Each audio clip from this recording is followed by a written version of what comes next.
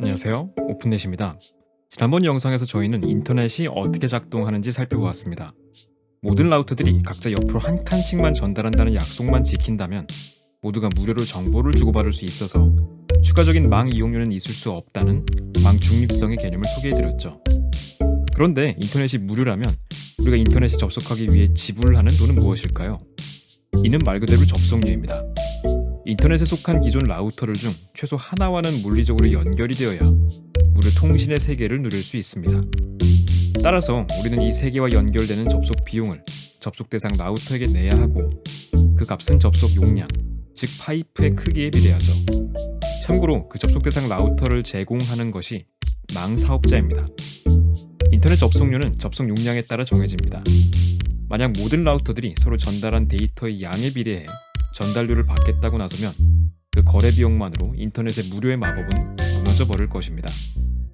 다만 모바일 인터넷에 한해서 각 망사업자가 자신만의 이동전화 기지국망을 이용해서 라우터까지 데이터를 실어나르는 대가를 받기 위해 유선전화처럼 종량제를 실시해 왔습니다. 물론 이제는 기술 발전 덕분에 일부 해외 기업들은 모바일 인터넷도 기본 요금부터 완전 정액제를 도입해오고 있죠. 수도와 전기는 사용한 만큼 돈을 내는데 왜 인터넷은 아무리 많이 써도 접속료만 내도 될까요? 첫째, 정보 전달 과정에 모두가 상부상조로 참여하기 때문에 제공자와 소비자가 따로 없습니다. 둘째, 정보 전달의 한계 비용이 제로에 가깝습니다.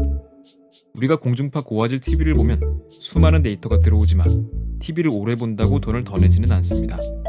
TV 신호는 전자기파, 즉 빛으로 이루어져 있고 빛이 허공을 지날 때 드는 비용이 없기 때문입니다. 인터넷에서도 데이터는 빛 신호로 전달됩니다. 따라서 웹서핑, 업로드, 다운로드, 스트리밍 등을 많이 했다고 추가 비용을 지불할 필요가 없습니다. 빛 신호의 방향을 바꾸면 되는 것인데 거울을 거치면 방향이 바뀌지만 빛이 거울에 반사되어 나가도 드는 비용이 없는 것과 같은 원리입니다. 억지로라도 전기나 수도에 비유해보자면 우리는 실제 사용한 전력이나 수량에 비례해서 돈을 내지 전기나 수도로 무엇을 했는지를 논하진 않습니다. 예를 들어 겨울에 온열기를 돌려서 나온 전기세든 주식 투자용 알고리즘을 개발하느라 사용한 컴퓨터의 전기세든 후자의 부가가치가 더 높다고 추가 비용을 내진 않습니다. 인터넷이라는 공간은 공공도서관에 가깝습니다. 가령 도서관이 보유하고 있는 책들의 인기는 각각 다르겠지만 어떤 책 한 권이 유독 인기가 많다고 해서 도서관이 그 저자나 출판사에게 돈을 받거나 제약을 걸진 않습니다.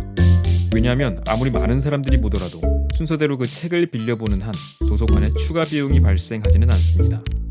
한 번에 정해진 권수만 빌려본다면 타인에게 피해가 별로 없다고 보기 때문입니다. 물론 여기서 궁금해하실 분도 계실 겁니다. 그래도 나 혼자 인터넷을 많이 사용하면 타인에게 피해를 주지 않을까? 결론부터 말씀드리자면 꼭 그렇진 않습니다. 인터넷 접속료는 접속 용량에 비례해서 책정되는데요. 집에 들어오는 수도 파이프의 지름이 크면 물이 더 빨리 들어오듯 접속 용량은 곧 인터넷의 속도를 의미합니다. 이를테면 내가 우리 집 파이프로 얼마나 많이 물을 사용하건 간에 옆집이 자신의 파이프를 통해 물을 받는 속도가 이에 영향을 받지는 않습니다. 인터넷이 간혹 느려지는 건 그 지역 전체에 들어오는 대형 파이프의 용량이 각 가정에 들어오는 파이프들의 용량 총합에 비해 너무 적기 때문입니다. 자신이 구매한 파이프 용량에 따라 이를 이용한 개인의 책임이라고 보긴 어렵습니다. 도리어 책임을 묻는다면 개별 가정에 약속한 용량의 합계만큼 동네 공동 파이프에 충분한 용량을 확보하지 못한 망사업자에게 물을 수도 있겠죠. 그런데 우리나라는 2016년부터 시행된 발신자 종량제 상호 접속 고시로 인해 유선 인터넷에서 일찌감치 종량제가 시행되고 있습니다. 망사업자들 사이에서는 발신자 종량제 원칙에 따라 정보 전달료를 주고받게 되었죠.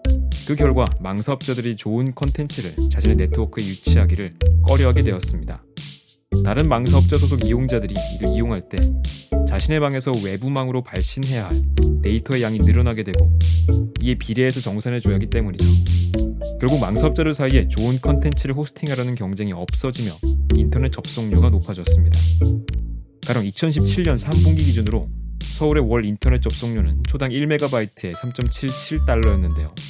이는 뉴욕의 5배, 런던의 6배, 파리의 8배에 가까운 값입니다. 즉 선진국 주요 도시들보다 훨씬 비용이 높습니다.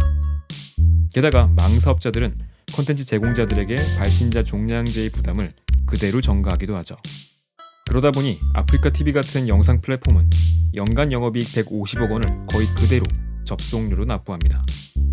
다행히 한국의 경우 수도권 및 아파트 중심의 거주 형태 덕에 배선 비용이 적고 따라서 가정용 인터넷 접속료는 상대적으로 저렴한 편이지만 만약 컨텐츠 제공기업에 부과되는 인터넷 접속료가 계속 높아진다면 결과적으로 컨텐츠 제공기업의 숫자와 다양성이 줄어들 수 있습니다.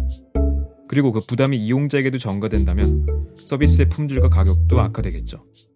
컨텐츠 제공업체들이 많은 미국 캘리포니아의 경우 이러한 이유로 망중립성 법을 통해 망 이용료를 받는 것을 금지하였습니다. 오늘 영상은 여기까지입니다.